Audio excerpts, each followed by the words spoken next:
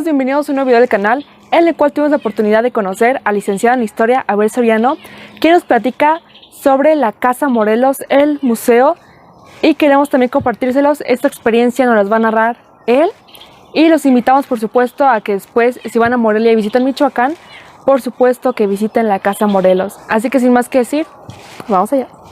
El día de hoy me encuentro con Abel Soriano, licenciado en Historia, quien nos va a explicar un poco más sobre la historia de esta casa.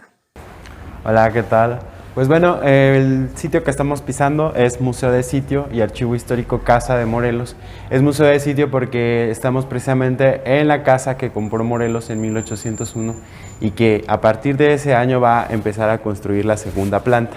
Entonces, esta planta la va a destinar para que viva su hermana y la descendencia de su hermana va a perdurar aquí hasta 1949, que la última descendiente por parte de su hermana Concepción Pérez va a habitar este lugar. Vamos a encontrar diferentes piezas, diferentes obras de arte que pertenecieron al caudillo de la independencia y a su familia. Entonces, por esa razón también es Museo de Sitio, no nada más porque estamos en el lugar donde sucedió la historia. Además, ustedes van a conocer la historia colonial de Michoacán, del Obispado de Michoacán, el desenvolvimiento de la Guerra de Independencia, la participación de Morelos y su actuar hasta su muerte en 1815. Iniciamos en la sala 1 con una pintura de Fray Juan de Medina Rincón, que fue muy importante para la historia colonial de Michoacán, ya que movió la sede del Obispado de Michoacán de Pátzcuaro a Valladolid. Desde ese momento, a finales del siglo XVI, Morelia va a ser, en ese entonces Valladolid, va a ser muy importante porque a este lugar van a acudir todas las personas que querían ser sacerdotes y del Obispado de Michoacán, que de este lado vamos a ver que se dilataba hasta lo que hoy es San Luis Potosí, casi Tamaulipas, todo el estado de Guanajuato. Entonces no solamente es Michoacán. Entonces toda la gente de este territorio va a venir a Valladolid a estudiar en el seminario y en el colegio de San Nicolás. Por eso es que Hidalgo, a pesar de que pertenecía a la Intendencia de Guanajuato, viene a estudiar a Valladolid y después va a ser sacerdote en Dolores, como ya lo conocemos, ¿no? Y bueno, para empezar, la historia colonial de Michoacán arranca con la llegada de los españoles. Esta ocurre un poco después de la conquista de México Tenochtitlán en 1521. Al año siguiente es donde se da el encuentro primero entre tarascos, que así se les conocía a los habitantes del antiguo Michoacán, ahora purépechas. Y aquí no va a haber una conquista militar como tal, como lo sucedió en México Tenochtitlán. Aquí va a ser una conquista que va a ser más una negociación, y lo vemos aquí a través de estos escudos de armas. Al llegar Vasco de Quiroga y fundar el Obispado de Michoacán en la década de los 30 del siglo XVI, él va a proponer Pátzcuaro como sede obispal. La primera ciudad, Tzintzuntzan, tenía este privilegio por ser la ciudad más importante. Entonces los indios de Tzintzuntzan protestan y no les va a servir de nada, pues Pátzcuaro va a ser la ciudad más importante en el sentido clerical de Michoacán, hasta finales del siglo XVI, que como ya lo mencioné, cambia la sede de Pátzcuaro a Valladolid. Bueno, aquí tenemos ya en el siglo XVIII un plano de la ciudad de Valladolid, el cual se puede observar que más o menos corresponde con lo que es el centro, una gran parte del centro de lo que es en la actualidad. Y vemos personajes importantes del siglo XVIII para el clero michoacano, como Pedro Anselmo Sánchez de Tagle. Él va a ser el que va a fundar el Seminario Tridentino de Michoacán. Y tenemos más escenarios de Morelia. Morelia va a ser, y Valladolid va a ser una ciudad que va a crecer muy lentamente. En el siglo XX se habla de que todavía eran apenas unas colonias aledañas a lo que conocemos como el centro. Hoy vamos a conocer lo que es la Casa de Morelos. Morelos, como todo hombre de su época, fue sacerdote. Casi todo hombre de su época, cualquier hombre que quería aspirar a una mejor vida era sacerdote en aquel entonces. Y Morelos no solo se conformó con esta actividad, sino que también fue comerciante. Estas salas en aquel entonces funcionaron como locales comerciales y se atendía desde la ventana a la gente. Aquí vemos una recreación de una oficina que pudo funcionar a Morelos para administrar su negocio. ¿En qué consistía el negocio de Morelos? Traía productos de tierra caliente y los vendía aquí en tierra fría en Valladolid, y así fue como se empezó a hacer de dinero, además de rentar los diferentes espacios para que viviera la gente y para que se desarrollaran comercios. La planta alta siempre, no solamente en la casa de los Morelos, sino en la gente rica, siempre va a estar destinada a la vida privada. Entonces es donde en la planta alta donde va a vivir la familia Morelos, y aquí solamente pues va a ser la parte económica de la casa. Vemos por ejemplo los planos de la casa de Morelos que podemos consultar aquí en el archivo. Obviamente estos son pues copias porque no se pueden exhibir documentos originales con la luz, necesita estar en condiciones especiales. Es así que podemos así ya ver las copias o facsímiles en todo el museo, ¿no? Pero que podemos encontrar aquí en el archivo. Sobre la mesa encontramos las llaves de la puerta principal, las cuales ya se ha cambiado por razones de seguridad, pero pues todavía se conserva esta parte, ¿no?, de las puertas originales de esta casa. Vemos este modelo de juntas que se reproduce por América. La de la Nueva España o de México más importante, la Junta de Zitácuaro, es el gobierno que va a reconocer los insurgentes, y Zitácuaro pues es una población que se encuentra en Michoacán, al oriente, colindando con el Estado de México. Y vemos así que en la Ciudad de México, en el ayuntamiento, pues el virrey José Iturrigaray promovía la participación de los criollos, o sea, de los hijos de los españoles nacidos en América, y pues eran ocupaciones que tenían ante los españoles peninsulares. Entonces va a ser una guerra que va a empezar así.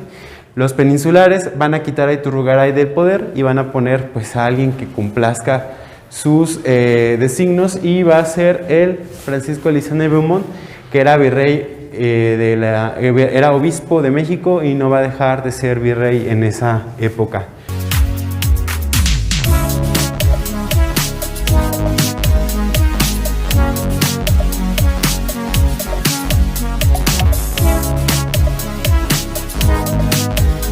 Hacer conspiraciones, en este caso vemos la de Mariano Michelena, que fue aquí en Valladolid, la cual pues tenía el objetivo de hacer un movimiento armado.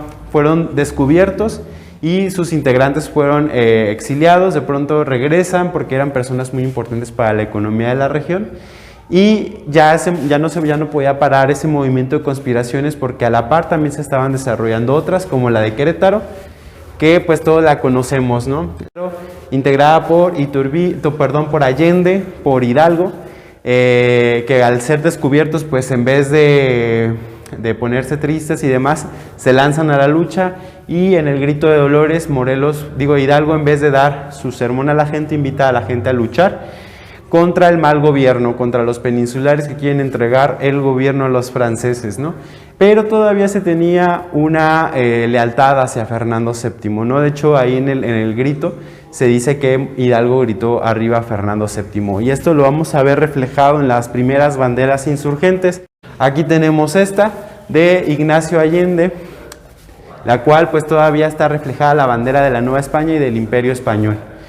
Pero ya empiezan a nacer estos símbolos nacionales que van a ser muy importantes para conformar nuestra nación.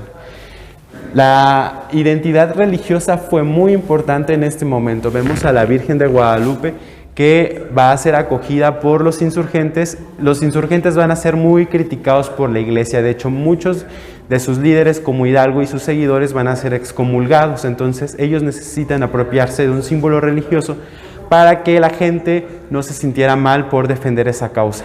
El ejército de Hidalgo, por ejemplo, lo conformaron 50,000 personas, que eso ya no se va a volver a ver en la historia de la independencia de nuestro país, ¿no? Lo malo del ejército de Hidalgo es que robaban y mataban a diestra y siniestra, y no tenían preparación militar. Morelos se va a preocupar por esto. Una de las primeras medidas que hace va a ser la creación de sus monedas, las cuales eran de bronce y van a ser pagadas en su valor de plata al momento de terminar la guerra. ¿Cómo se une Morelos a la independencia? Hidalgo y Morelos ya se conocían aquí en el Colegio de San Nicolás. Entonces Morelos se entera que Hidalgo entra a la lucha, y Hidalgo viene y toma Valladolid. Se le entrega a la ciudad sin problemas, y después de ahí pretende ir a la Ciudad de México a tomarla. A mitad del camino, entre los poblados de Charo e Indaparapeo, Morelos se entrevista con Hidalgo y él se ofrece a ser el capellán del ejército de Hidalgo. Hidalgo no lo reconoce como tal, le encomienda que luche en la zona que estamos viendo en la pantalla, que es la región centro-sur de México, lo que ahora antes era la Nueva España, ¿no? Que serían los estados de Michoacán, México, Oaxaca, Guerrero, Veracruz, Morelos. Y entonces él va a actuar en esta guerra con tremendo éxito. Le van a conocer como el Rayo del Sur por su gran conocimiento que va a tener del territorio, y eso le va a dar muchísima ventaja. Morelos ya va a tener un ejército más pequeño que el de Hidalgo, pero ya le va a dar formación militar. Aquí tenemos una reconstrucción de la casa de campaña de Morelos. La cama es original y le perteneció a Morelos. Se podía desarmar y cargar fácilmente. Se puede notar en el video que pues, es desarmable. Sobre la mesa vemos lentes que servían para ver en la oscuridad especiales, mapas para ver el territorio, y tenemos las armas. En aquel momento las más importantes eran escopetas inglesas y las primeras fueron adquiridas por robarle a los españoles. Ya luego de la insurgencia se va a ir haciendo de recursos propios, ¿no? Y se luchaba, sobre todo Morelos luchaba contra las castas, que aquí vemos dos cuadros que representan a unas de las principales castas. Los mestizos, que salían de la unión de la indígena con el español; el mulato, de la unión de la española y el negro, que pues los esclavos africanos llegan a suplir la fuerza de mano indígena y se convierten en una población muy importante de la Nueva España. A través de la casta era que tú podías ingresar pues a laborar, depende de quién era tu papá, de tu condición de casta, y esto a Morelos pues no le va a parecer, y a raíz de eso va a decir que que todos somos iguales y que todos somos americanos. La vida cotidiana también de un estudiante del seminario la vemos en esta recreación, que es una cama sin colchón, porque bueno, el colchón se consideraba ya un lujo y exceso para el estudiante. Vemos sobre la pared colgados objetos de autoflagelación. Si el estudiante había creído que cometía un pecado durante el día, en la noche pues se autoflagelaba. Tenemos los libros, se les enseñaba teología, se les enseñaba latín, filosofía, y pues era una vida pues con muchas limitantes.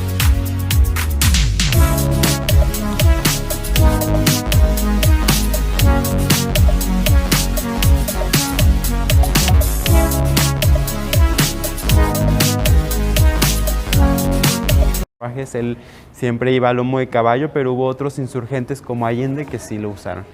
Estos dos carruajes, es de manufactura francesa, es un carruaje funerario, el cual pues acompañaba a todos los muertos, que pues este carruaje era de la Catedral de Valladolid, hoy Morelia, y es de finales del siglo XVIII. Era para distancias cortas, alrededor de 4 kilómetros, y de este lado tenemos un carruaje que ya es posterior, de 1820, y más grande, ¿no? Era de la hacienda de Buenavista, la cual la podemos encontrar ahora en los actuales límites de Michoacán y Jalisco, por el lago de Chapala, en la actual población de La Barca. De todas maneras es una reconstrucción fiel pues del espacio. Estos objetos que cuelgan se llamaban garabatos. Los garabatos tenían la función de colgar carnes, de colgar quesos, y al momento se hacía así para salvaguardarlos de los gatos. De ahí viene el dicho colonial de échale un ojo al gato y el otro al garabato. Entonces era una sociedad también que aprovechaba pues los recursos, les sacaba el mayor provecho posible. Se cocían. Era un trabajo titánico, había que ir por leña. La leña se podía comprar o se podía cortar, entonces por eso se explica que había esclavitud, ¿no? Porque simplemente el trabajo de cocinar era muy pesado. De este lado tenemos los recipientes para almacenar leche y pulque. Y el maguey, se utilizaba ya las pencas secas para hacer queso. De igual forma se aprovechaban algunas frutas, como por ejemplo calabazas, para hacer bules o guajes, y ahí se almacenaba el agua. Esa es una herencia de los indios del norte.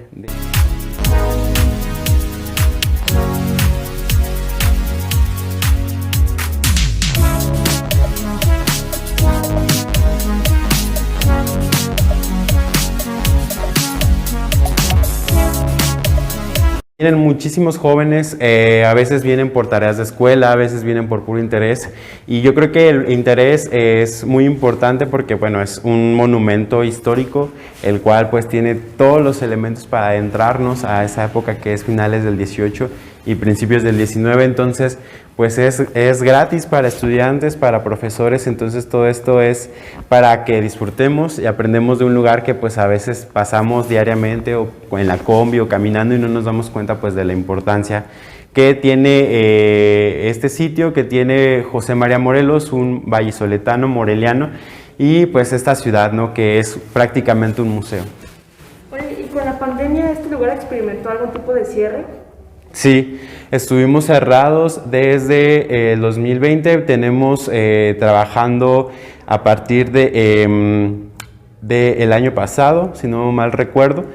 Ya estábamos trabajando como por septiembre pues ahora lo único que pedimos al visitante es pues que mantenga las medidas sanitarias que conocemos en todos lados, evitar pues estas aglomeraciones y mantenerlas en una distancia. ¿Por qué trabajar aquí? ¿Por qué escoger este sitio? ¿Por qué trabajar aquí? Pues bueno, yo entré a trabajar aquí porque siempre me gustaron y me apasionaban los museos desde niño, ¿no? Siempre quise, ya cuando estudié historia y que iba como a la mitad de la carrera, pude, por ejemplo, observar una visita guiada en el castillo de Chapultepec y me maravilló, ¿no? Y quise yo de inmediato, pues, formar parte de eso, porque es un momento en el que pues uno puede comunicar a la persona que te está escuchando, le puedes comunicar el pasado a través de claros ejemplos, como por ejemplo el baúl, ¿no? Que este baúl pues es de original de la casa y es un baúl de seguridad. Entonces pues empiezas a desmenuzar el pasado y dices, ¿por qué los baúles eran tan importantes, no? Entonces pues te das cuenta de que ahí se guardaban todas las pertenencias, pues todos los bienes, ¿no? Y eso, platicarlo con la gente, pues es conectarlos con ese pasado, ¿no? Porque de pronto vemos los objetos, pero por sí solos no dicen nada. Entonces, al uno hablar con la gente, pues eso es lo bonito de trabajar en un museo, ¿no? Y siempre va a ser el mejor lugar para difundir la historia y el pasado, ¿no? Y aquí en Morelia, pues tenemos bastantes, entonces para mí es un gran honor trabajar, pues aquí, ¿no?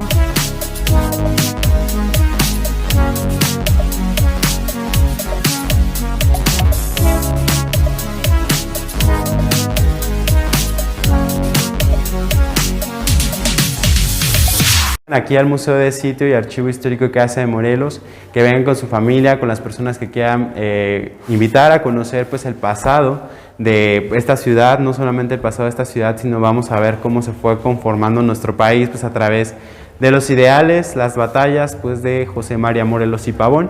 Entonces este museo temático de Morelos está abierto de martes a viernes, de 9 de la mañana a 2:45 de la tarde. Ahorita es un horario especial por pandemia. Solamente hacemos las medidas sanitarias de rigor al ingresar, la sana distancia en el recorrido, el uso de cubrebocas bien colocado en todo momento durante el recorrido, y son las medidas sanitarias que estamos ofreciendo. Y pues el servicio en esas horas es de normalidad, ¿no? Como antes.